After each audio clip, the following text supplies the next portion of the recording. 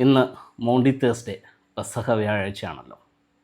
പെസഹ വ്യാഴം എന്നതിൻ്റെ പിന്നിൽ എന്താണ് യഹൂദന്മാർ അനുഷ്ഠിച്ച് വന്ന ആ ഒരു ഉത്സവം എന്നുള്ളത് മനസ്സിലാക്കിയാൽ മാത്രമേ പെസഹ വ്യാഴത്തിൻ്റെ അല്ലെങ്കിൽ മോണ്ടി തേഴ്സ്ഡേയുടെ പ്രസക്തി എന്താണെന്നുള്ളത് കൃത്യമായിട്ട് നമുക്ക് മനസ്സിലാകത്തുള്ളൂ. പെസഹ എന്നത് ഈജിപ്തിൽ നിന്ന് കനാൻ ദേശത്തേക്ക് ഇസ്രായേൽ ജനങ്ങളെ മോചിപ്പിച്ച ആ ഒരു ഇൻസിഡൻറ്റിനെ, ആ ഒരു സംഭവത്തെ ഓർത്തുകൊണ്ട് വർഷം തോറും അവർ ആചരിക്കുന്ന ഒരു ഉത്സവമാണ് പെസഹ എന്നത്. അപ്പോൾ എന്താണ് ഈജിപ്തിൽ നിന്ന് കനാനിലേക്ക് പോയപ്പോൾ സംഭവിച്ച ആ ഒരു ഇൻസിഡൻ്റ് എന്ന് ചോദിച്ചു കഴിഞ്ഞാൽ, നമ്മൾ ആക്ഷരികമായി ചിന്തിക്കുമ്പോൾ ബൈബിളിൽ എഴുതിയിരിക്കുന്നത് ഇങ്ങനെയാണ്: ഒരു കുഞ്ഞാടിനെ 3 ദിവസം അവരുടെ ഉമ്മറപ്പടിമേൽ കെട്ടിയിടണം. 3 ദിവസം ആകുമ്പോഴത്തേക്ക് ഈ കുഞ്ഞാടും ആ വീട്ടിലെ ആൾക്കാരുമായിട്ടുള്ളൊരു സ്നേഹബന്ധത്തിൽ, ഒരു ബന്ധത്തിൽ വന്നു കഴിയും. അത് കഴിഞ്ഞിട്ട് 3-ാമത്തെ ദിവസം, മോശ പറയുന്ന ആ 3-ാമത്തെ ദിവസം ആ കുഞ്ഞാടിനെ അറുക്കണം. അറുത്തിട്ട് ആ കുഞ്ഞാടിൻ്റെ ചുടുചോര അവർ താമസിക്കുന്ന ഭവനത്തിൻ്റെ കട്ടളപ്പടിമേൽ, വാതിലിലെ കട്ടളപ്പടിയിലും കുറുപടിയിലും ഒക്കെ തേച്ച് വെക്കണം. എന്നിട്ട് ഈ ആടിൻ്റെ മാംസത്തെ ചുട്ടവർ ഭക്ഷിക്കണം.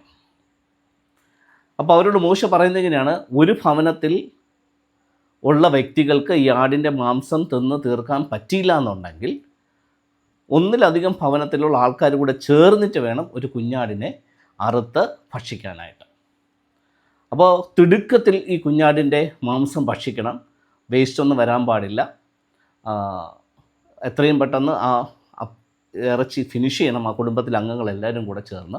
ഒപ്പം തന്നെ പുളിപ്പില്ലാത്ത അപ്പം ചുട്ട് വേണം ഈ ഇറച്ചി ഭക്ഷിക്കാനായിട്ട്. അപ്പോൾ എന്തിനാണ് ഈ ഇറച്ചി ഭക്ഷിക്കുന്നതെന്ന് ചോദിച്ചു കഴിഞ്ഞാൽ, ആ ഈജിപ്തിൽ നിന്ന് കനാനിലേക്ക് യാത്ര ചെയ്യുമ്പോൾ അവർക്ക് ആ യാത്രാ മധ്യേ നല്ല ഊർജ്ജസ്വലരായിട്ട് പോകുന്നതിന് വേണ്ടി, ക്ഷീണമൊന്നും ഉണ്ടാകാതെ നല്ല ഉന്മേഷത്തോടു കൂടെ പോകുന്നതിന് വേണ്ടിയിട്ടാണ് ഈ ഇറച്ചി ഭക്ഷിക്കേണ്ടത്.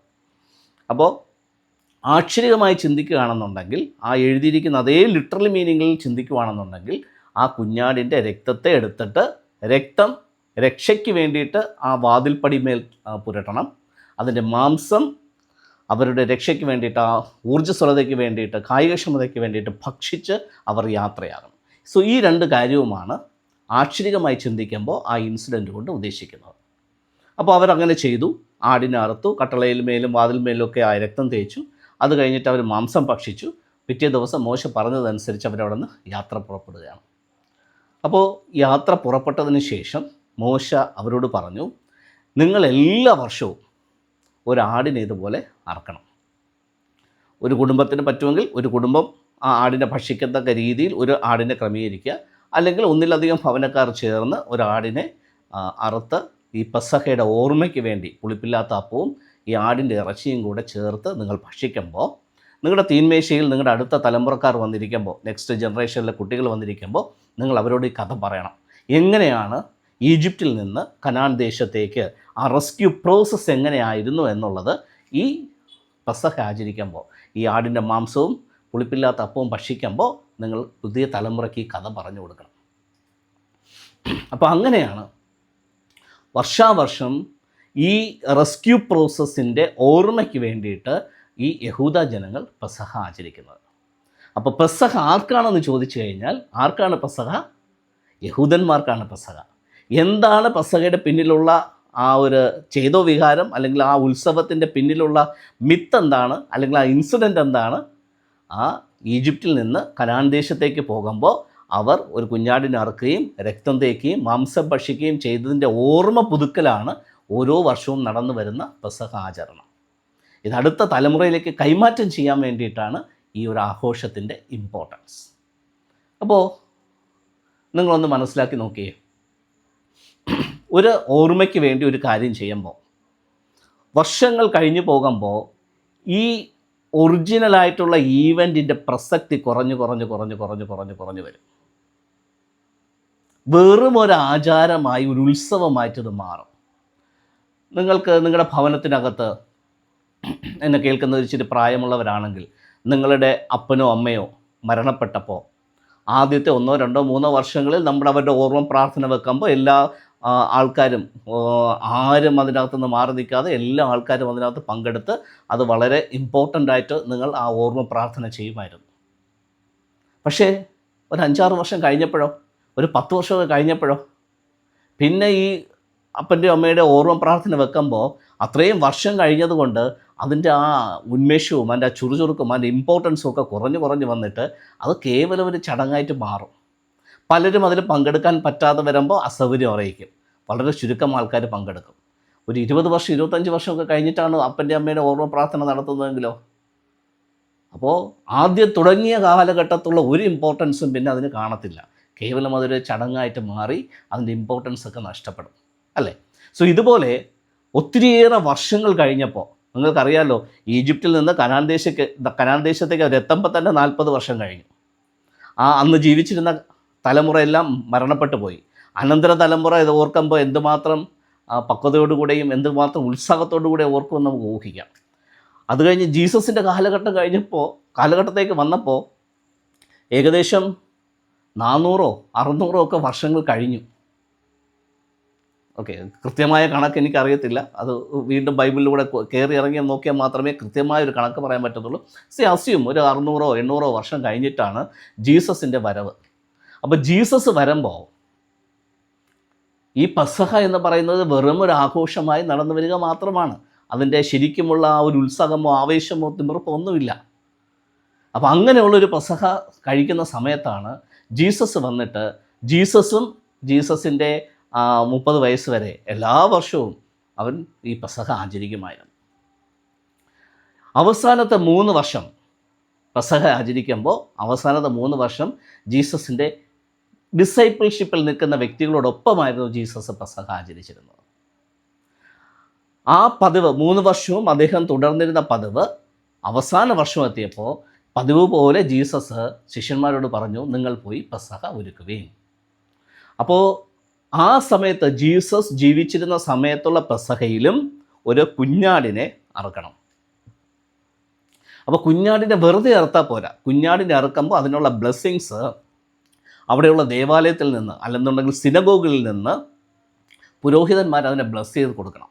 അപ്പോൾ ഈ ആടിനെ കൊണ്ടുപോയി സിനഗോഗിൽ അല്ലെങ്കിൽ ദേവാലയത്തിൽ കൊണ്ടുപോയി പുരോഹിതന്മാരുടെ ബ്ലെസ്സിങ് മേടിച്ചിട്ട് വേണം കൊണ്ടുവന്ന് അറുത്ത് അതിനെ ഭക്ഷിക്കാനായിട്ട്.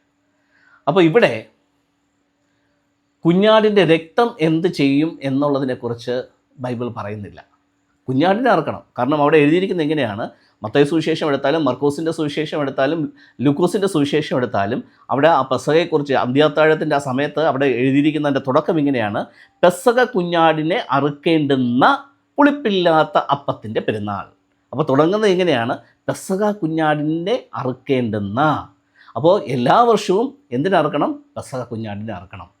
അപ്പോൾ ജീസസ് പെസഹ ആചരിക്കുമ്പോഴും ഈ പെസഹ കുഞ്ഞാടിനെ അറുക്കേണ്ട ആവശ്യമുണ്ട്. അപ്പോൾ അതിന് യഹൂദന്മാരെന്തൊക്കെയാണോ അവിടെ അതിന് വേണ്ടിയിട്ടുള്ള ഫോർമാലിറ്റീസ് എന്തൊക്കെയാണോ അതെല്ലാം ചെയ്തിട്ട് വേണം കുഞ്ഞാടിനെ അറുക്കാൻ. ആ ഫോർമാലിറ്റിക്കകത്ത് ജീസസിൻ്റെ സമയം എത്തിയപ്പോൾ ഈ കുഞ്ഞാടിൻ്റെ രക്തം എന്ത് ചെയ്യണമെന്ന് കൃത്യമായി രേഖപ്പെടുത്തിയിട്ടില്ല. പക്ഷെ മാംസം അവർ ഭക്ഷിക്കണം. അപ്പോൾ ഈ കുഞ്ഞാടിൻ്റെ മാംസത്തോടൊപ്പമാണ് പുളിപ്പില്ലാത്ത അപ്പവും വീഞ്ഞും അവർ കുടിക്കുന്നത്. അപ്പോൾ പെസഹയുടെ കൂടെ കമ്പൽസറി ആയിട്ട് കുഞ്ഞാടിൻ്റെ മാംസം ഉണ്ടാകും, പുളിപ്പില്ലാത്ത അപ്പം ഉണ്ടാകും, അതുപോലെ വീര്യമുള്ള വീഞ്ഞും ഉണ്ടാകും. അപ്പോൾ ഞാൻ ഇത്രയും ബാക്ക്ഗ്രൗണ്ട് പറഞ്ഞ എന്തിനാണെന്ന് ചോദിച്ചു കഴിഞ്ഞാൽ, പെസഹ എന്താണെന്ന് മനസ്സിലാകാതെ പെസഹ വ്യാഴത്തിൻ്റെ ഇമ്പോർട്ടൻസ് പറഞ്ഞു കഴിഞ്ഞാൽ മനസ്സിലാകില്ല. അപ്പോൾ ആ സ്റ്റോറി അറിഞ്ഞിട്ട് വേണം ജീസസിൻ്റെ പെസഹ എന്താണെന്നുള്ളതിനെക്കുറിച്ച് മനസ്സിലാക്കാൻ. ഓക്കെ, അപ്പോൾ വീണ്ടും ഞാൻ താഴോട്ട് വരാം.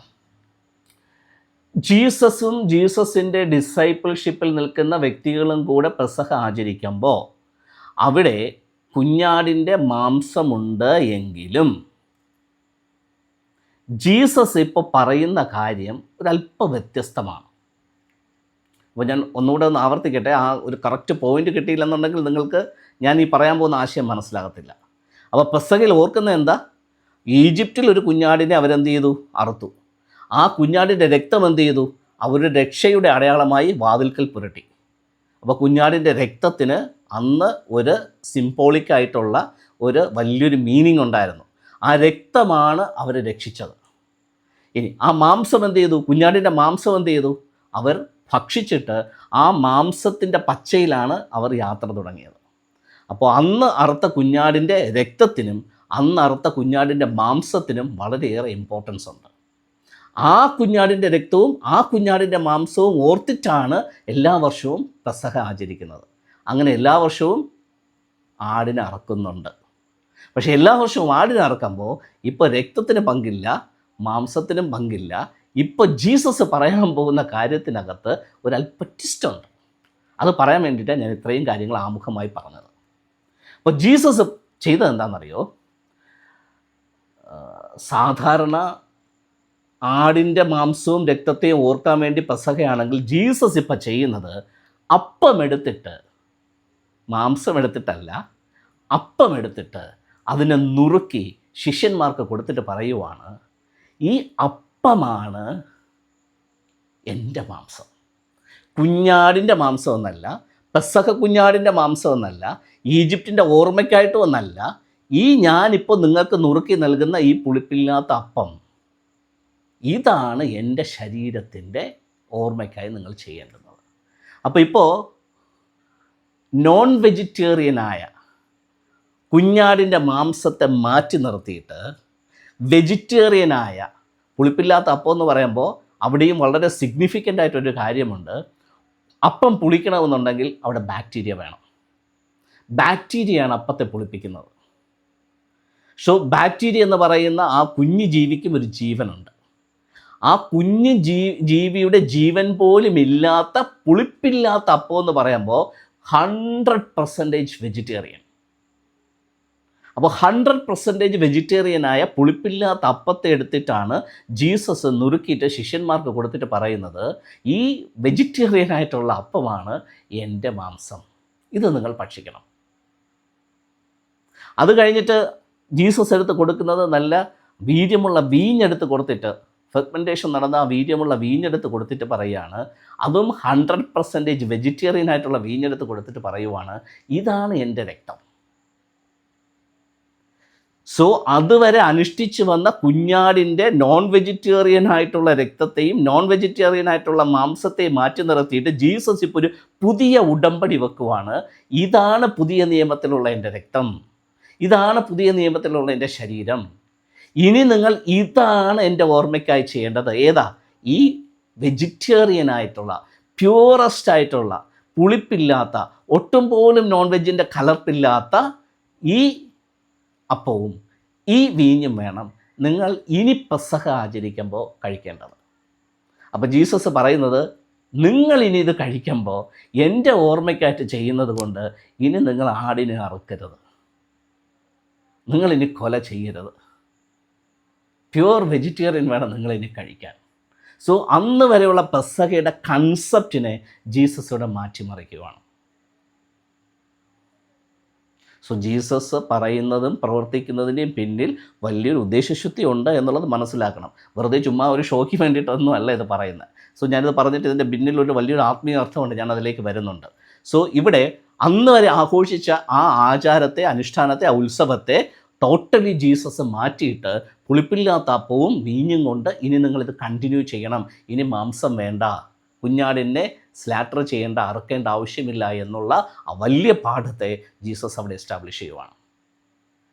അതിനുശേഷം ശിഷ്യന്മാർ കുഞ്ഞാടിനെ അറുത്തിട്ടില്ല പെസഹയ്ക്ക്, ജീസസിൻ്റെ ഓർമ്മയ്ക്ക് വേണ്ടിയിട്ടാണ് ചെയ്യുന്നത്. അപ്പോൾ ജീസസ് ഇത് പറയുമ്പോൾ ജീസസ് പറയുന്നത്,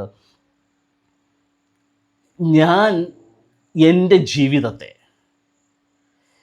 എനിക്ക് വേണമെങ്കിൽ കല്യാണം കഴിഞ്ഞ് കുഞ്ഞുങ്ങളൊക്കെ ആയിട്ട് സാധാരണ നിങ്ങളൊക്കെ ജീവിക്കുന്നത് പോലെ എനിക്ക് നല്ല രീതിയിൽ ജീവിക്കാമായിരുന്നു. പക്ഷേ ഞാൻ അങ്ങനെ ഒരു കുടുംബജീവിതത്തിനൊന്നും പോകാതെ ഇപ്പോൾ ഞാൻ പ്രവർത്തിക്കുന്നത്, എൻ്റെ ലൈഫിനെ ഞാൻ മാറ്റിവെച്ചിരിക്കുന്നത് നിങ്ങൾ ഓരോരുത്തരുടെയും സ്വാതന്ത്ര്യത്തിന് വേണ്ടിയിട്ട് ഞാൻ പോരാടിക്കൊണ്ടിരിക്കുകയാണ്, ഞാൻ അധ്വാനിച്ചുകൊണ്ടിരിക്കുക. എൻ്റെ വിയർപ്പ്, ഞാൻ നമ്മുടെ നാടൻ ഭാഷയിൽ പറയത്തില്ലേ, വിയർപ്പ് രക്തമാക്കി, വിയർപ്പ് വെള്ളമാക്കിയൊക്കെ ഞാൻ അധ്വാനിക്കുന്നു, നമ്മുടെ നാടൻ ഭാഷയിൽ പറയുന്നത് പോലെ ജീസസ് തൻ്റെ രക്തത്തെ വിയർപ്പാക്കി അധ്വാനിച്ച് അന്ന് നിലവിൽ നിൽക്കുന്ന മതത്തിൻ്റെ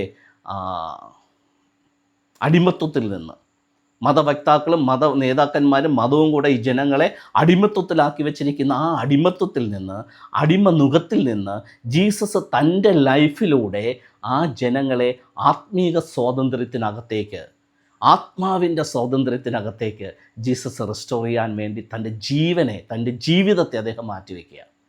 സോ അന്ന് ഈജിപ്തിൽ ഒരു കുഞ്ഞാട് ബലിയായെങ്കിൽ ഇപ്പോൾ ജീസസ് തൻ്റെ ജീവിതത്തെ, തൻ്റെ ശരീരത്തെയും തൻ്റെ രക്തത്തെയും തൻ്റെ മൊത്തം എനർജിയെയും ആ യഹൂദ ജനങ്ങളുടെ ആത്മീക രക്ഷയ്ക്ക് വേണ്ടിയിട്ട് മാറ്റുവാണ്.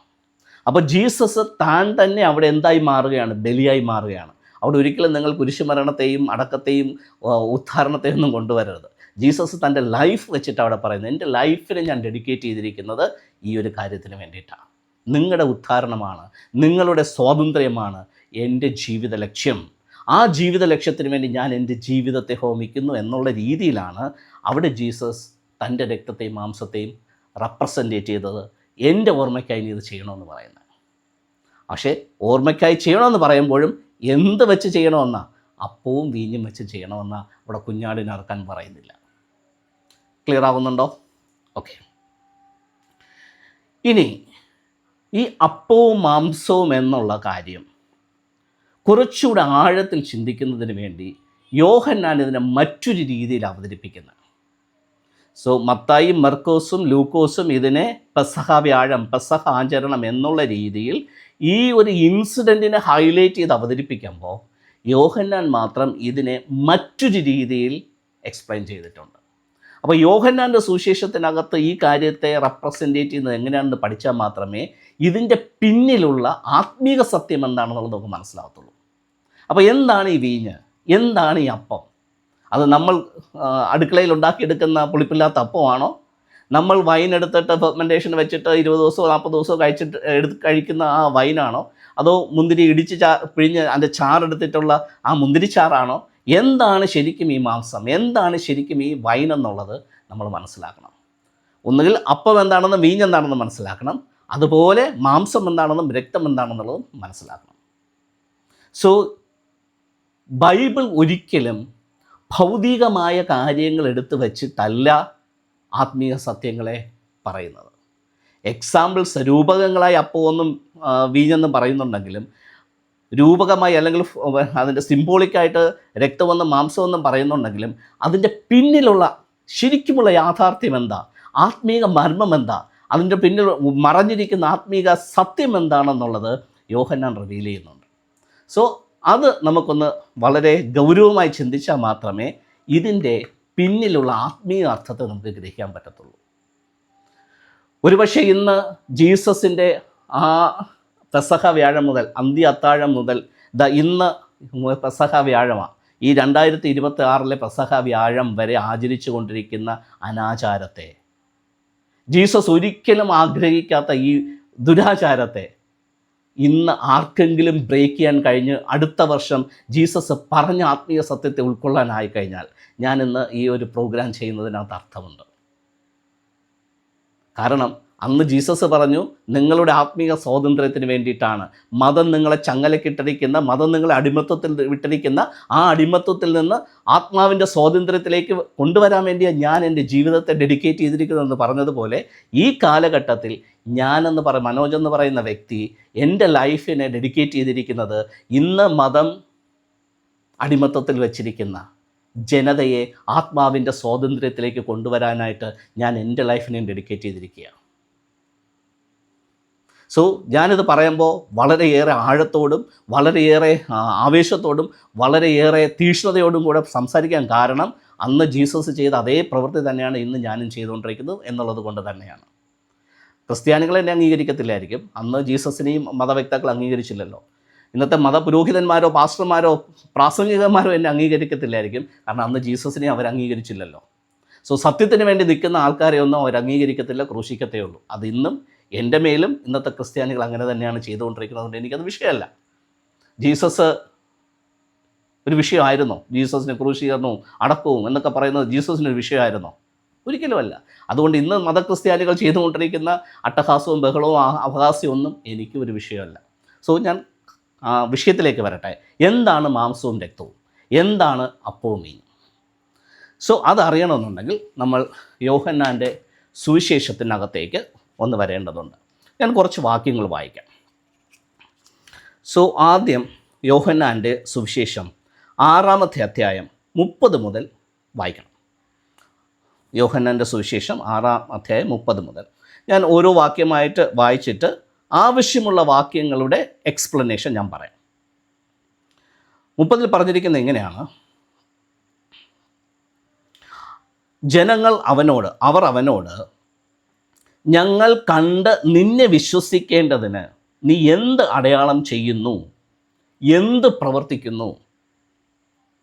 അപ്പോൾ മതവക്താക്കൾ, പുരോഹിതന്മാരുണ്ട്, മഹാപുരോഹിതന്മാരുണ്ട്, പരീശരുണ്ട്, സദൂക്കന്മാരുണ്ട്, ശാസ്ത്രിമാരുണ്ട്. സോ ഇങ്ങനെ മതത്തിൻ്റെ മുനമ്പിൽ നിൽക്കുന്ന മത തീവ്രവാദികൾ അന്ന് ജീസസിനോട് ചോദിക്കുവാണ്, നിന്നെ വിശ്വസിക്കേണ്ടത് നീ എന്ത് അടയാളം ചെയ്യും? നീ എന്ത് പ്രവൃത്തി ഞങ്ങളെ വിശ്വസിപ്പിക്കേണ്ടതിന് നിനക്ക് ചെയ്യാൻ പറ്റും?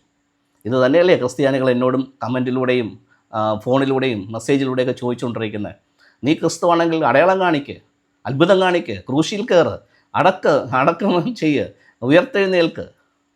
ഇത് തന്നെയാണ് അന്നത്തെ മതവക്താക്കൾ ജീസസിനോടും ചോദിച്ചത്, നിന്നെ വിശ്വസിക്കേണ്ടതിന്. കാരണം നീ ആരാ? നീയല്ലേ പറയുന്നത് നീ ദൈവപുത്രനാണ്, നീയല്ലേ പറയുന്നത് നീ പിന്നെ സ്വർഗത്തിൽ നിന്ന് ഇറങ്ങി വന്നതാണ്. ഞങ്ങൾക്ക് തെളിവെന്താ?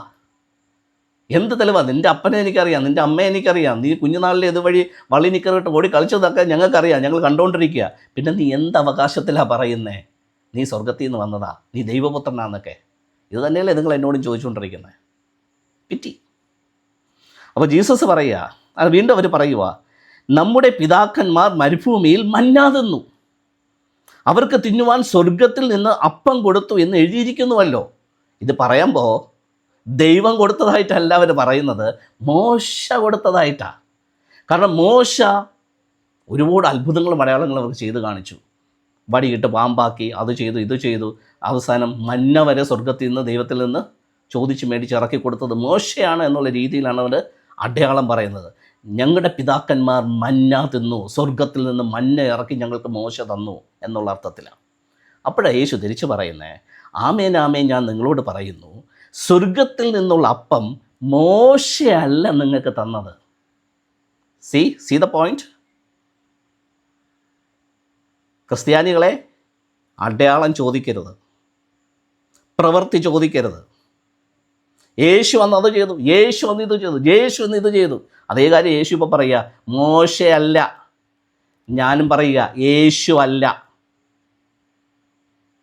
മോശയുമല്ല, യേശുവുമല്ല, പിതാവാം ദൈവം.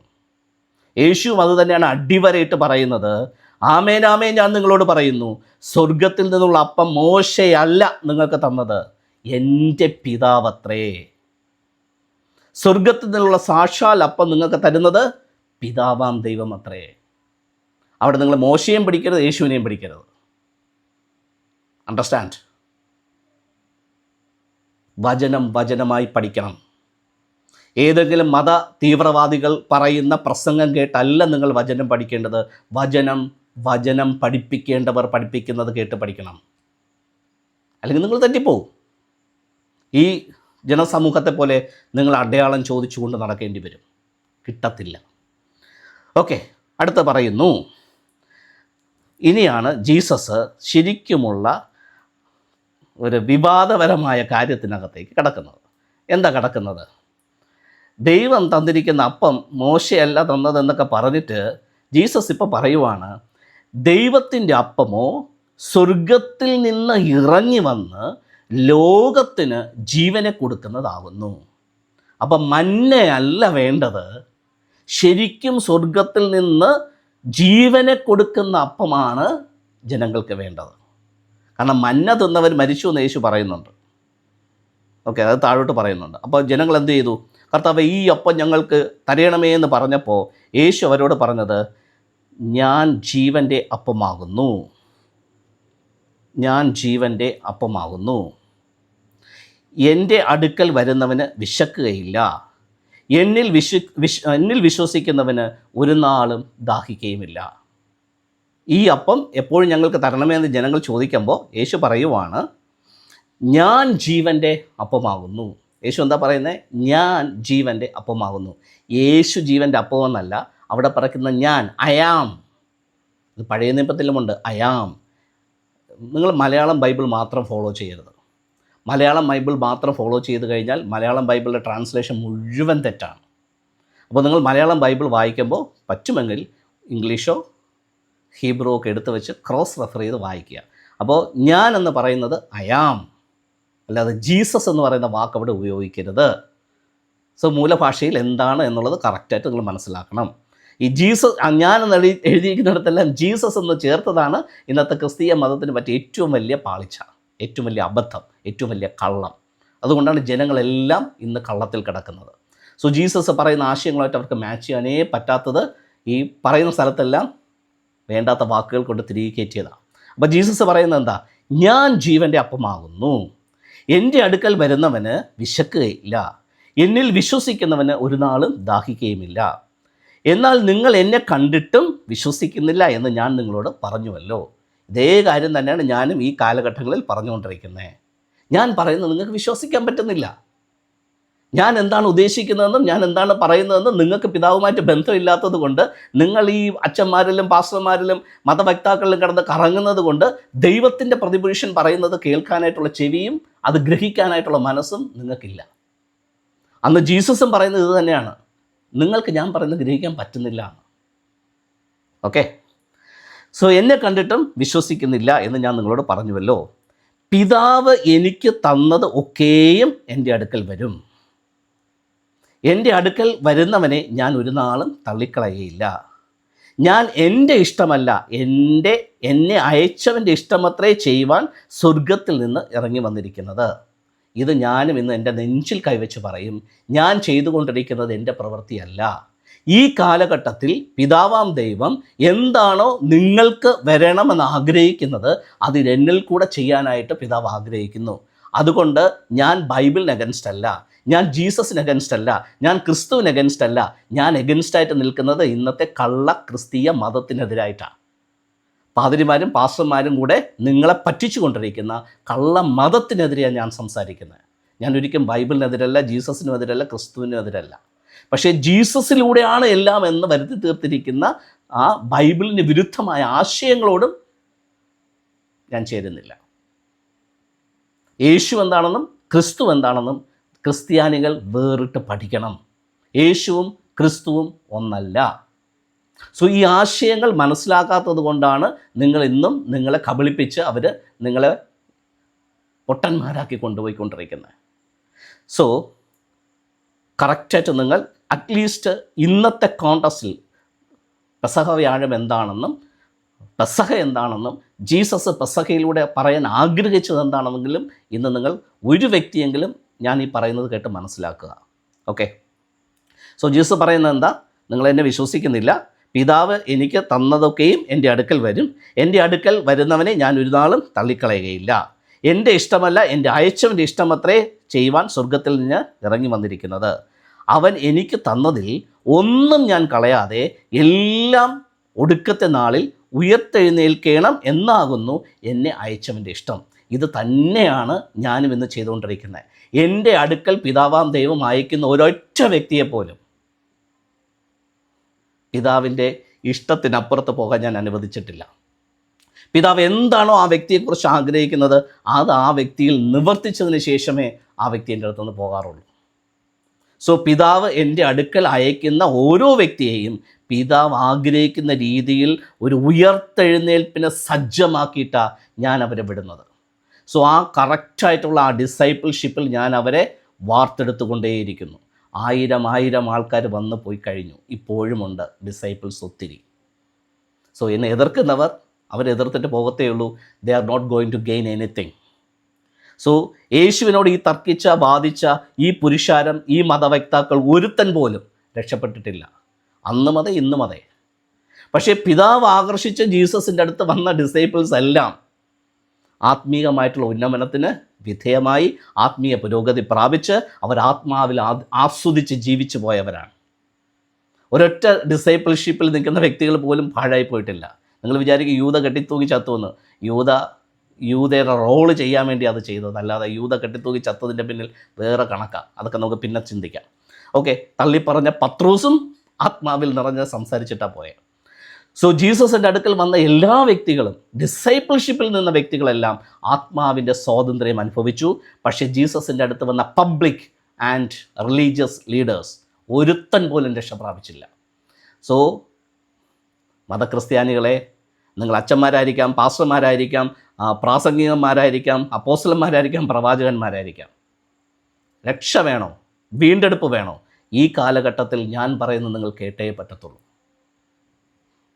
വേറെ വഴിയില്ല. ഞാൻ മാത്രമാണ് ഈ കാലഘട്ടത്തിൽ ദൈവം അപ്പോയിൻ്റ് ചെയ്തതെന്ന് ഞാൻ പറയത്തില്ല. എന്നെപ്പോലെ അനേകായിരങ്ങളെ ദൈവം ഓരോ സ്ഥലങ്ങളിൽ എഴുന്നേൽപ്പിച്ചിട്ടുണ്ട്. സോ ഞാൻ ഇന്ന് ശബ്ദിക്കുന്നത് എന്നെ ദൈവം ഏൽപ്പിച്ച ഉത്തരവാദിത്ത ഭംഗിയായി ചെയ്യാൻ വേണ്ടിയിട്ടാണ്. സോ ദൈവം അപ്പോയിൻ്റ് ചെയ്തവർ, ദൈവം ആകർഷിക്കുന്നവർ എൻ്റെ അടുക്കൽ നിന്നും വരുന്നുണ്ട്. അവർ ആത്മീയ സത്യം പഠിക്കുന്നുണ്ട്, അവരതിനകത്ത് എക്സലാകുന്നുണ്ട്, അവരാ ജീവിതത്തെ നിവർത്തിച്ച് ഉല്ലാസത്തോടെ, ഉന്മേഷത്തോടെ, സന്തോഷത്തോടെ, സമാധാനത്തോടുകൂടെ ദൈവത്തെ ആരാധിച്ച് ജീവിക്കുന്നുമുണ്ട്. നിങ്ങൾക്ക് വേണം, കർത്താവിൻ്റെ അടുത്ത് പ്രാർത്ഥിക്കും. ഓക്കെ, അടുത്ത വീണ്ടും താഴോട്ട് പോരാം. അടുത്ത് നോക്കിയേ, 40-ാമത്തെ വാക്യം മുതൽ ഞാൻ ഇനി വീണ്ടും വായിക്കുന്നത്. പുത്രനെ നോക്കിക്കൊണ്ട് അവനിൽ വിശ്വസിക്കുന്ന ഏവനും നിത്യജീവൻ ഉണ്ടാകണമെന്ന് ആകുന്നു എൻ്റെ പിതാവിൻ്റെ ഇഷ്ടം. ഞാൻ അവനെ ഒടുക്കത്തെ നാളിൽ ഉയർത്തെഴുന്നേൽപ്പിക്കും. സോ നോക്കിയേ, യേശുവിനെ നോക്കിക്കൊണ്ട് യേശുവിനെ വിശ്വസിക്കുന്നവനെന്നല്ല എഴുതിയിരിക്കുന്നത്, അത് ക്രിസ്ത്യാനികൾ ഉണ്ടാക്കിയതാണ്. പക്ഷെ യേശു പറഞ്ഞത് പുത്രനെ നോക്കിക്കൊണ്ട്. ആരാ പുത്രൻ? അന്ന് യേശു പുത്രനായിരുന്നു. അത് കഴിഞ്ഞ് 12 പേരെയും യേശു പുത്രത്വത്തിനകത്തേക്ക് കൊണ്ടുവന്നു. ശിഷ്യന്മാരെ യേശു എന്താ പ്രാർത്ഥിക്കാൻ പഠിപ്പിച്ചേ? ജനങ്ങളെയല്ല. കർത്താവിന്റെ പ്രാർത്ഥന പഠിപ്പിച്ചത് ജനങ്ങളെയല്ല, ശിഷ്യന്മാരെയാണ്. ശിഷ്യന്മാരെടുത്ത പ്രാർത്ഥനയെ പഠിപ്പിച്ചവ പറഞ്ഞത്, സ്വർഗസ്ഥനായ നമ്മുടെ പിതാവേ. എന്റെ പിതാവേ എന്നല്ല യേശു പ്രാർത്ഥിക്കാൻ പഠിപ്പിച്ചത്, സ്വർഗസ്ഥനായ നമ്മുടെ പിതാവേ. സോ ഡിസൈപ്പിൾഷിപ്പിൽ നിൽക്കുന്ന വ്യക്തികളെ എല്ലാം ആ പുത്രത്വത്തിനകത്ത് യേശു കൊണ്ടുവന്നു. ഇന്ന് മതം പഠിപ്പിക്കുന്ന തെറ്റ് നിങ്ങൾ മനസ്സിലാക്കണം. യേശു മാത്രമല്ല ദൈവപുത്രൻ. യേശുവിന്റെ കാഴ്ചപ്പാടിൽ യേശുവും ശിഷ്യന്മാരും ജനങ്ങളല്ല. യേശുവും ശിഷ്യന്മാരും എല്ലാം ആ പുത്രത്വത്തിന്റെ അകത്തായിരുന്നു. ഇന്ന് ഞാനും ആ പുത്രത്വത്തിന്റെ അകത്ത് നിൽക്കുന്നു. ശരിയായ സുവിശേഷത്തിലൂടെ നിങ്ങൾക്കും പുത്രത്വത്തിനകത്തേക്ക് വരാം. ഡിസൈപ്പിൾഷിപ്പിനകത്തേക്ക് വന്ന് പുത്രത്വത്തിനകത്തേക്ക് വരാനായിട്ടുള്ള വാതിൽ ബൈബിൾ പറയുന്നു. അതിനൊരു ഗുരുവിന്റെ ആവശ്യമുണ്ട്. ഗുരുവില്ലാതെ ആർക്കും ശിഷ്യത്വത്തിലേക്ക് വരാൻ പറ്റില്ല, പുത്രത്വത്തിനകത്തേക്കും വരാൻ പറ്റില്ല. സോ ഡിസൈപ്പിൾഷിപ്പിന്റെയും സൺഷിപ്പിന്റെയും ഒത്തിരിയേറെ വീഡിയോസ് ഞാൻ എന്റെ യൂട്യൂബിനകത്ത് ചെയ്തിട്ടുണ്ട്. ആഗ്രഹമുള്ളവർ എന്റെ ഫേസ്ബുക്കിലോ എന്റെ വാട്സാപ്പിലോ വന്ന് കമന്റ് ചെയ്ത് കഴിഞ്ഞാൽ ഞാൻ അത് അയച്ചു തരാം. ഓക്കെ, സോ പുത്രനിൽ നോക്കിക്കൊണ്ട്, പുത്രനിൽ വിശ്വസിക്കുന്ന ഏവനും നിത്യജീവൻ പ്രാപിക്കും. യേശുവിനെ നോക്കിക്കൊണ്ടല്ല. തെറ്റിക്കരുത്. ക്രിസ്ത്യാനി, നിങ്ങൾ തെറ്റിക്കരുത്, ജനങ്ങളെ തെറ്റിക്കരുത്. യേശുവിനെ അല്ല, പുത്രനെ. അന്ന് യേശു പുത്രനായിരുന്നു, ശിഷ്യന്മാര് പുത്രനായിരുന്നു. ഈ കാലഘട്ടത്തിൽ യേശുവും ശിഷ്യന്മാരും നമുക്ക് ചുറ്റുമില്ല. അതുകൊണ്ട് ഇന്ന് പുത്രനായി നിൽക്കുന്ന ഞാനുണ്ട്, അനേകർ എനിക്കറിയാം പുത്രത്വത്തിൽ മുന്നോട്ട് ജീവിക്കുന്നവർ. സോ പുത്രനെ നോക്കിക്കൊണ്ട് പുത്രനിൽ വിശ്വസിക്കുന്നവന് നിത്യജീവൻ ഉണ്ടാകേണ്ടതിന് പിതാവിന്റെ ഇഷ്ടം പുത്രന്മാർ നിറവേറ്റുന്നു എന്നാണ്. ഓക്കെ, ഞാൻ സ്വർഗത്തിൽ നിന്ന് ഇറങ്ങി വന്ന അപ്പം എന്ന് അവൻ പറഞ്ഞതിനാൽ യഹൂദന്മാർ അവനെ കുറിച്ച് പെറുപെറുത്തു.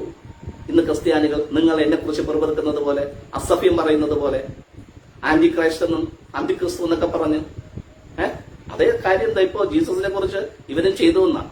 പെറുപെറുത്തു. ഇവൻ ജോസഫിന്റെ മകനല്ലേ? എന്റെ അപ്പനും അമ്മയ്ക്ക് വിളിക്കുന്ന ക്രിസ്ത്യാനികളുണ്ട്. ഞാൻ സ്ക്രീൻഷോട്ടൊക്കെ എടുത്ത് വെച്ചിട്ടുണ്ട്. ആവശ്യം വന്നാൽ എനിക്ക് കോടതിയിൽ കൊടുക്കണമല്ലോ. അപ്പനും അമ്മയ്ക്കും വിളിക്കുന്ന ക്രിസ്ത്യാനികളുടെ ലിസ്റ്റ് എന്റെ ഉണ്ട്, സ്ക്രീൻഷോട്ട് എന്റെ ഉണ്ട്. ഓക്കെ, അപ്പൊ യേശുവിന്റെ അപ്പനും അമ്മയ്ക്കും വിളിച്ചുകൊണ്ടിരിക്കുക അന്നത്തെ മതവിർത്താക്കളും മത നേതാക്കന്മാരും അല്ല. ഇവന്റെ അപ്പൻ, ഇവന്റെ അമ്മ, ഇവനെ ഞങ്ങൾക്ക് പണ്ടേ അറിയാം. ഇവൻ ആരാടാ ഞങ്ങളെ പഠിപ്പിക്കാൻ? ഇവൻ എങ്ങനെയാടാ സ്വർഗത്തിലെ അപ്പമാകുന്നത്? സോ ജീസസിനെ അന്ന് വളരെ രൂക്ഷമായിട്ട് അന്നത്തെ മതവക്താക്കൾ വിമർശിച്ചിരുന്നു എന്ന് നിങ്ങൾ മനസ്സിലാക്കുക. അത് തന്നെയാണ് നിങ്ങൾ എന്നോട് കാണിക്കുന്നതെന്നും മനസ്സിലാക്കുക. ഓക്കെ, അപ്പൊ യേശു പറയുക, 43-ാം വാക്യത്തിൽ യേശു പറയുക, നിങ്ങൾ തമ്മിൽ പെറുപെറുക്കേണ്ട ആവശ്യമില്ല. എന്നെ അയച്ച പിതാവ് ആകർഷിച്ചിട്ടല്ലാതെ ആർക്കും എന്റെ അടുക്കൽ വരുവാൻ കഴിയയില്ല. ഞാൻ ഒടുക്കത്തെ നാളിൽ അവരെ ഉയർത്തെഴുന്നേൽപ്പിക്കും. ഇന്ന് ഈ കാലഘട്ടത്തിലും ഞാനിത് പറയുന്നു. എന്നെ അംഗീകരിക്കാനും എന്റെ വാക്ക് കേൾക്കാനും ഞാൻ പറയുന്ന കാര്യങ്ങൾ പഠിക്കാനും പിതാവ് ആകർഷിച്ചിട്ട് വരുന്നവർ ഒത്തിരി പേരുണ്ട്. അവരിന്ന് ആ രീതിയിൽ ട്രെയിൻഡ് ആയിക്കൊണ്ടേയിരിക്കുന്നു. നിങ്ങൾ ചീത്ത വിളിച്ചോ, വെറുതോ, അപ്പനും അമ്മയ്ക്കും വിളിച്ചോ, നഷ്ടം എനിക്കല്ല നിങ്ങൾക്ക്. സോ നിങ്ങൾ ആ പിതാവിനോട് പ്രാർത്ഥിക്ക് ആകർഷണം കിട്ടാൻ. ഇല്ലെങ്കിൽ നിങ്ങൾ പേരോടെ നശിച്ചു പോകും. ഇത് ബൈബിൾ കോൺടെക്സ്റ്റിലാണ്, എന്റെ ശാപമൊന്നുമല്ല. കാരണം അന്ന് ജീവിച്ചിരുന്ന മതവക്താക്കളെല്ലാം പേരോടെ നശിച്ചു പോയി. അതേപോലെ തകർച്ചയുമായിട്ട് ബന്ധപ്പെട്ടിട്ട് ഒരുത്തരും രക്ഷപ്പെട്ടില്ല. സോ ബിവയർ. ഈ കാലഘട്ടത്തിലും അത് പ്രസക്തമാണ്. ബിവയർ. ഓക്കെ,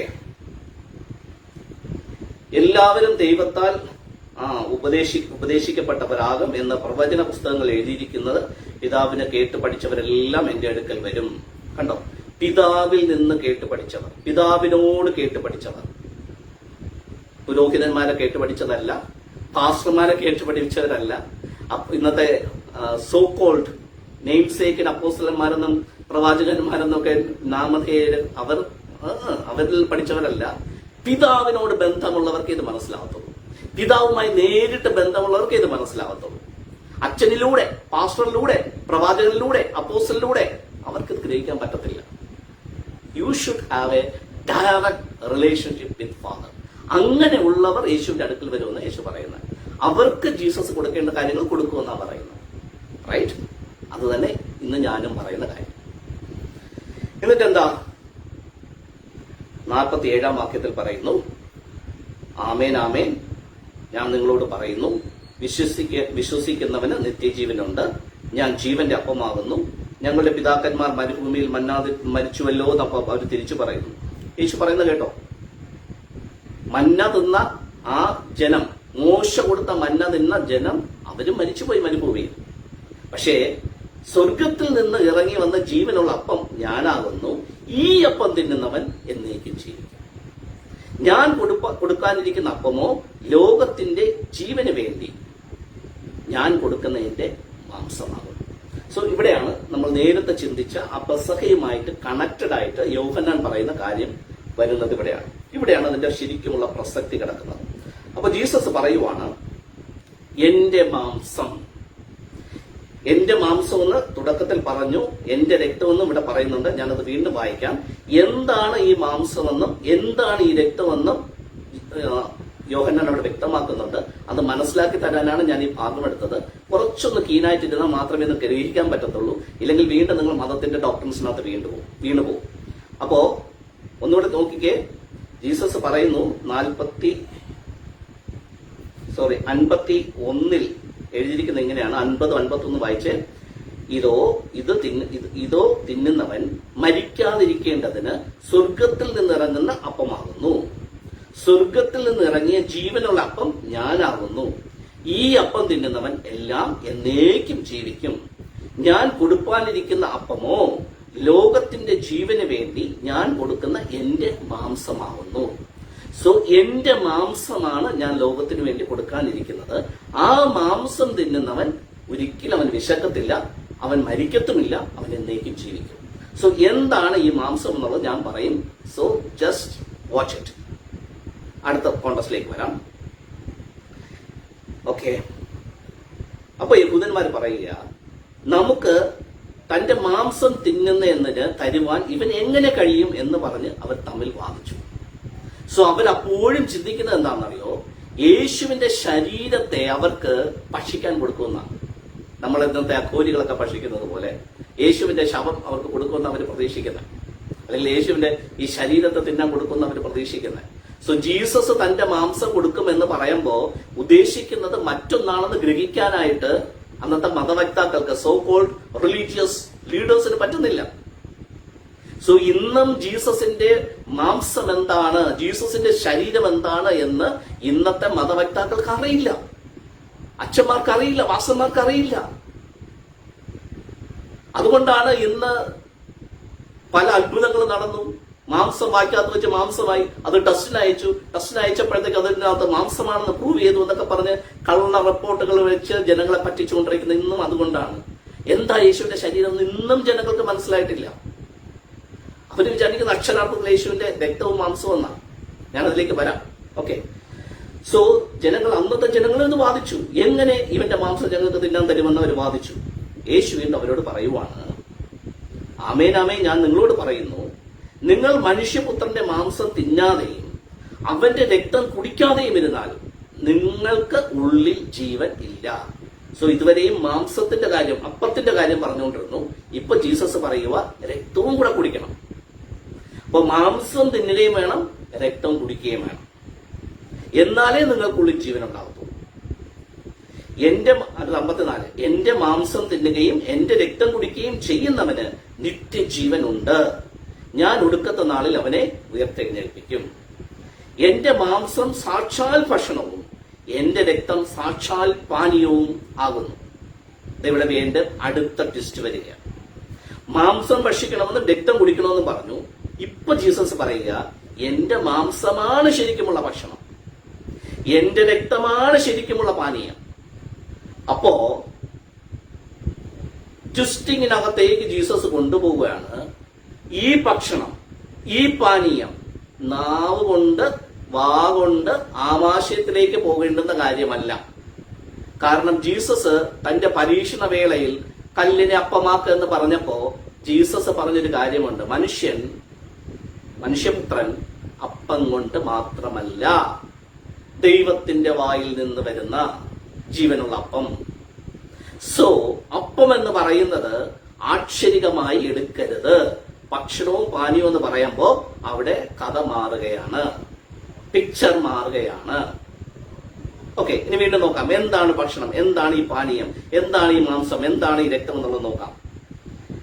വീണ്ടും 56 എന്റെ മാംസം തിന്നുകയും എന്റെ രക്തം കുടിക്കുകയും ചെയ്യുന്നവൻ എന്നിലും ഞാൻ അവനിലും വസിക്കുന്നു. ഇനിയാണ് കാര്യമായ കാര്യത്തിലേക്ക് വരുന്നത്. നോക്കി 57 ജീവനുള്ള പിതാവ് എന്നെ അയച്ചിട്ട് ഞാൻ പിതാവിൻ മൂലം ജീവിക്കുന്നത് പോലെ എന്നെ തിന്നുന്നവൻ എൻ മൂലം ജീവിക്കും. അപ്പൊ യേശു എങ്ങനെ ഈ പിതാവിനെ തിന്നുകൊണ്ടിരിക്കുന്നത്? പിതാവിന് ശരീരമുണ്ടോ? പിതാവിന് മാംസമുണ്ടോ? പിതാവിന് ശരീരമുണ്ടോ? പിതാവിന് രക്തമുണ്ടോ? അപ്പൊ ജീസസ് ഈ തിന്നുകയും കുടിക്കുകയും ചെയ്യുന്നത് പിതാവിനെ 3 നേരം വെട്ടിമുറിച്ച് കഴിച്ചുകൊണ്ടിരിക്കുവാണോ? അപ്പൊ എന്താണ് ഈ ഭക്ഷണം, എന്താണ് ഈ പാനീയം? അപ്പൊ ജീസസ് വ്യക്തമാക്കുന്നു, ഞാൻ പിതാവിൻ മൂലം ജീവിക്കുന്നു. എങ്ങനെ? അവിടെയാണ് മർമ്മം. ക്രിസ്ത്യാനി കേട്ട് പഠിക്ക്. നിങ്ങൾക്ക് ഇനിയൊരു അവസരം ഇങ്ങനെ കിട്ടത്തില്ല. കേട്ട് പഠിക്ക്. യേശു പിതാവിനെ ഭക്ഷിച്ച് ജീവിച്ചതുപോലെ യേശുവിനെ ഭക്ഷിക്കുന്നവൻ ജീവിക്കുമെന്ന് പറയുമ്പോ 24 മണിക്കൂറും ജീസസ് പിതാവിനെ കേട്ട് ആ കേട്ട കാര്യത്തെ പ്രാബല്യത്തിൽ കൊണ്ടുവന്ന് ജീവിച്ചതുപോലെ യേശു പറയുന്ന ആദർശങ്ങളെ, യേശു പറയുന്ന വചനങ്ങളെ കേൾക്കുകയും പ്രാവർത്തിക മണ്ഡലത്തിൽ കൊണ്ടുവരികയും ചെയ്യുന്നതാണ് ഭക്ഷണവും പാനീയം. ഇത് തീർന്നില്ല, അതിലോട്ട് വരുന്നുണ്ട്, വീണ്ടും വരുന്നുണ്ട്. ഓക്കെ, 57 ഇപ്പൊ വായിച്ചേ. വീണ്ടും ജീസസ് പറയുക, സ്വർഗത്തിൽ നിന്ന് ഇറങ്ങി വന്ന അപ്പം ഇതാകുന്നു. ഏതാകുന്നു?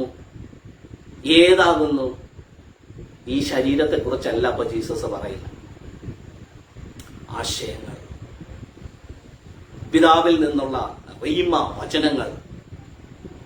ഓക്കെ, സ്വർഗത്തിൽ നിന്ന് ഇറങ്ങി വന്ന അപ്പം ഇതാകുന്നു.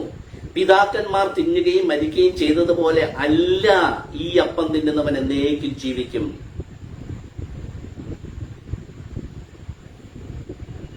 സോ പെസഹാവ്യ ആഴത്തിനകത്ത് കുറച്ച് പുളിപ്പില്ലാത്ത അപ്പം ഉണ്ടാക്കി തിന്ന് കുറച്ച് വീഞ്ഞുമെടുത്ത് കുടിച്ച് ഇത് യേശുവിന്റെ രക്തമാണ്, യേശുവിന്റെ മാംസമാണെന്ന് പറഞ്ഞ് കള്ളത്തിൽ ആൾക്കാരെ പറ്റിച്ചുള്ള കത്തിനാന്മാരും മെത്രാന്മാരും പാസ്റ്റർമാരും ഇനിയെങ്കിലും ജനങ്ങളെ പറ്റിക്കുന്നത് നിർത്തിക്കോ. This is A last warning for you. ഇല്ലെങ്കിൽ നിങ്ങൾ അതിന്റെ ശരിക്കുമുള്ള തിക്താനുഭവം നിങ്ങൾ പഠിക്കും. നിങ്ങളുടെ ജീവിതം കൊണ്ട് കർത്താവ് പഠിപ്പിക്കും. എത്രത്തോളം നിങ്ങൾ ജനങ്ങളെ പറ്റിച്ച് നിങ്ങൾ തിന്നും. ബൈബിൾ വളരെ വ്യക്തമായി ജീസസ് പറഞ്ഞ കാര്യത്തെ വളരെ അടിവരയിട്ട് യോഹന്നാൻ സുവിശേഷത്തിലൂടെ പറഞ്ഞിട്ടുണ്ട്. എന്താണ് മാംസമെന്നും എന്താണ് രക്തമെന്നും, എന്താണ് അപ്പമെന്നും എന്താണ് മുന്തിരിച്ചാറെന്നും. സോ ഇത് മനസ്സിലാക്കാതെ ഇതൊരു ആശയമാണെന്നും ഈ ആശയത്തിന്റെ പിന്നിൽ പിതാവ് പ്രവർത്തിക്കുന്നതാണെന്നും പിതാവിൽ നിന്നുള്ള ലോഗോസ് അല്ല, റീമ ഡയറക്റ്റ് ആയിട്ട് ഓരോ വ്യക്തികളിലേക്കും പിതാവിൽ നിന്ന് കേട്ട് കേട്ട് ജീവിക്കുന്ന ആ ജീവിതക്രമമാണ് ഈ മാംസവും രക്തവും ഈ അപ്പവും വീഞ്ഞും എന്നുള്ളത് ജനങ്ങളെ ഇനിയെങ്കിലും പഠിപ്പിക്കാതെ ചുമ്മാ ആൾക്കാരെ പറ്റിച്ച് കത്രമേശ എന്നും പറഞ്ഞ് കുർബാന എന്നും പറഞ്ഞ് വിശുദ്ധ കുർബാന എന്നും പറഞ്ഞ് നിർത്തിക്കോ പരിപാടി. കുടുംബത്തോടുകൂടെ പട്ടുപോകും, കുടുംബത്തോടുകൂടെ പട്ടുപോകും. ഇതോടെ വെച്ച് നിർത്തിക്കും. ബൈബിൾ വചനങ്ങളെ കോട്ടി മാറ്റരുത്. അകത്തുള്ള ആന്തരിക അർത്ഥത്തെ ജനങ്ങളെ പഠിപ്പിക്കണം. ജനങ്ങളെ ആ രീതിയിൽ ട്രെയിൻ ചെയ്ത് ഡിസൈബിൾഷിപ്പിൽ കൊണ്ടുവരണം, സൺഷിപ്പിൽ കൊണ്ടുവരണം. പിതാവിനോട് ഡയറക്റ്റ് ആയിട്ട് മിണ്ടാൻ പറ്റുന്ന റിലത്തിനകത്തേക്ക് ജനങ്ങളെ വാർത്തെടുക്കണം. ഇതാണ് ശുശ്രൂഷ, ഇതാണ് ശുശ്രൂഷ. ഞാൻ ഇന്ന് ചെയ്തുകൊണ്ടിരിക്കുന്ന ആ ശുശ്രൂഷയാണ് വിവയാണ്. പെസഹ വ്യാഴം എന്ന് പറയുന്നത് അപ്പോ പിന്നെ കുടിച്ച് ഉത്സവം ഉണ്ടാകാനുള്ള സാധനമല്ല. ജാഗ്രതയും. ഓക്കെ, അപ്പോ ഞാനിതിനെ ഇങ്ങനെ കൺക്ലൂഡ് ചെയ്യാം. പഴയ നിയമത്തിൽ പെസഹ എന്ന് പറയുന്നത് നോൺ വെജിറ്റേറിയൻ ആണ്. ആടിനെ അറക്കണം, രക്തം ചിന്തണം, മാംസം ഭക്ഷിക്കണം. ഇതാണ് ഓൾഡ് ടെസ്റ്റ്മെന്റ് പ്രകാരമുള്ള പെസഹ. പക്ഷെ ജീസസ് അതിനെ മാറ്റി പുളിപ്പില്ലാത്ത അപ്പത്തെ നുറുക്കി മാംസമായും ഫെർമെന്റേഷൻ വന്ന വീഞ്ഞിനെ വാഴ്ത്തി രക്തമായും കൊടുത്തിട്ട് പറഞ്ഞു, ഇത് സിംബോളിക്കാണ്. ഈ അപ്പവും വീഞ്ഞും അല്ല നിങ്ങൾ എന്റെ ഓർമ്മയ്ക്ക് വേണ്ടി ചെയ്യേണ്ടത്, ഇത് സിംബോളിക്കാണ്. ഈ സിംബോളിക് എന്ന് പറയുന്ന സാധനത്തിന് പിന്നിലുള്ള ആത്മീയ മർമ്മം എന്ന് പറയുന്നത് ദൈവത്തിൽ നിന്ന് ഡയറക്റ്റ് ആയിട്ട് കേട്ട് ജീവിക്കുന്ന റീമ വചനങ്ങളിൽ ജീവിക്കുന്ന ഒരു വ്യക്തിയാണ് ശരിക്കും പെസഹയുടെ അനുഭവത്തിലേക്ക് വരുന്നത്. എനിക്ക് കിട്ടുന്ന റീമ നിങ്ങൾക്ക് ആപ്ലിക്കബിൾ അല്ല, നിങ്ങൾക്ക് കിട്ടുന്ന റീമ മറ്റൊരു വ്യക്തിക്ക് ആപ്ലിക്കബിൾ അല്ല, നിങ്ങളുടെ പാസ്റ്ററിൽ നിന്ന് കിട്ടുന്ന റീമ നിങ്ങൾക്ക് ആപ്ലിക്കബിൾ അല്ല. ഓരോ വ്യക്തിയും ദൈവത്തിൽ നിന്ന് കേൾക്കണം, ഓരോ വ്യക്തിയും ദൈവത്താലുള്ള ആ ലീഡിങ് അനുഭവിക്കണം. നിങ്ങൾക്ക് ദൈവവുമായിട്ട്, പിതാവാം ദൈവവുമായിട്ടൊരു വ്യക്തി ബന്ധമുണ്ടാകണം. പിതാവാണ് നിങ്ങളെ നയിക്കേണ്ടത്, യേശു അല്ല. യേശു ഇന്നില്ല നിങ്ങളെ നയിക്കാൻ. അദ്ദേഹത്തിന്റെ ദൗത്യം ചെയ്തിട്ട് അദ്ദേഹം മടങ്ങിപ്പോയി. ഈ കാലഘട്ടത്തിൽ ഇന്ന് വചനത്തെ പഠിപ്പിക്കാൻ എന്നെ പോലുള്ള വ്യക്തികളെ ദൈവം അപ്പോയിന്റ് ചെയ്തിട്ടുണ്ട്. നിങ്ങൾ കേൾക്കേണ്ടത് പാസ്റ്റർമാരെ അല്ല, അച്ഛന്മാരെയും മെത്രാന്മാരെയും ബിഷപ്പുമാരെയും അല്ല. അവര് മതത്തിന്റെ വക്താക്കളാണ്. അവർ നിങ്ങളെ പഠിപ്പിക്കുന്നത് നരകത്തിലേക്ക് പോകാൻ വേണ്ടിയാണ്, അല്ലെങ്കിൽ ജീസസിന്റെ ആശയങ്ങൾക്ക് വിരുദ്ധമായ അവർ പഠിപ്പിച്ചുകൊണ്ടിരിക്കുന്നത്. സോ ദൈവം അപ്പോയിന്റ് ചെയ്തവർ പഠിപ്പിക്കുന്നത് നിങ്ങൾ കേൾക്കുക, അവരുടെ ഡിസൈബിൾഷിപ്പിലേക്ക് വരിക, അവിടെ നിങ്ങൾ സൺഷിപ്പിലേക്ക് വരിക.